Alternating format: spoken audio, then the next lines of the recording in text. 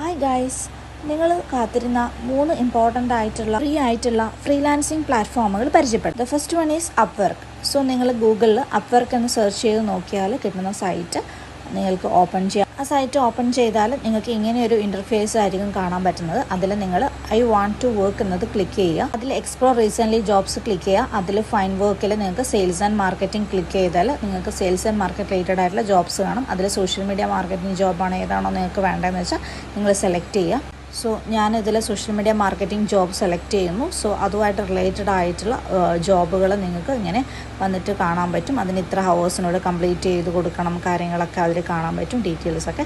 അപ്പോൾ നിങ്ങൾക്ക് ഏത് ജോബ് ചെയ്യാനാണോ ഇൻട്രസ്റ്റ് അത് നിങ്ങൾക്ക് സൈനപ്പ് ചെയ്തിട്ട് സ്റ്റാർട്ട് ചെയ്യാവുന്നതാണ്. ഇനി അടുത്തതായിട്ട് ഞാൻ പറയാൻ പോകുന്ന ഏറ്റവും സിമ്പിളായിട്ടുള്ള ബിഗിനർ ഫ്രണ്ട്ലി ആയിട്ടുള്ള ഫീവർ എന്ന് പറയുന്ന ഒരു ഫ്രീലാൻസ് പ്ലാറ്റ്ഫോമാണ്. നിങ്ങൾ ഗൂഗിളിൽ ഇതുപോലെ സെർച്ച് ചെയ്തെടുത്ത് ഇങ്ങനെ ഒരു ഇൻ്റർഫേസ് വരും. അതിൽ നിങ്ങൾക്ക് ഡിജിറ്റൽ മാർക്കറ്റിംഗ് സെലക്ട് ചെയ്ത് കൊടുക്കാം.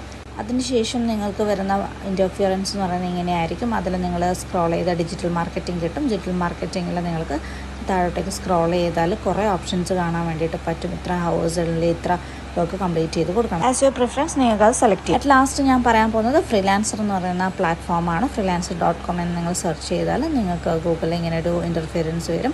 അതിൽ നിങ്ങൾക്ക് 2 ഓപ്ഷൻസ് കാണാൻ പറ്റും. അതിൽ നിങ്ങൾ ഏൺ മണി ഫ്രീലാൻസിങ് ആണ് സെലക്ട് ചെയ്യേണ്ടത്. അപ്പം വരുന്ന ഇങ്ങനെ ഒരു പേജ് ആയിരിക്കും. അതിൽ നിങ്ങൾ താഴോട്ട് സ്ക്രോൾ ചെയ്താൽ കുറച്ച് കാര്യങ്ങൾ അപ്ഡേറ്റ് ചെയ്യാനുണ്ട്. നിങ്ങളുടെ പ്രൊഫൈൽ, ഇമെയിൽ അഡ്രസ്സ്, കാര്യങ്ങൾ അങ്ങനെയെല്ലാം സെറ്റ് ചെയ്ത് വെക്കുക. അവിടെ തന്നെ താഴെയായിട്ട് നിങ്ങൾക്ക് ബ്രൗസ് പ്രോജക്റ്റ് കാണാം. അത് ക്ലിക്ക് ചെയ്താൽ നിങ്ങൾക്ക് റീസെൻ്റ് ആയിട്ട് വന്ന് കിടക്കുന്ന പ്രോജക്റ്റ് വർക്കുകളൊക്കെ നിങ്ങൾക്ക് കാണാൻ പറ്റും. അതിൽ നിങ്ങൾക്ക് ഏറ്റവും ഇൻട്രസ്റ്റഡ് ആയിട്ട് തോന്നുന്ന ഒരെണ്ണം നിങ്ങൾക്ക് സെലക്ട് ചെയ്തിട്ട് നോക്കാവുന്നതാണ്.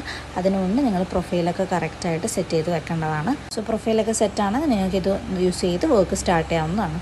Thank you for watching.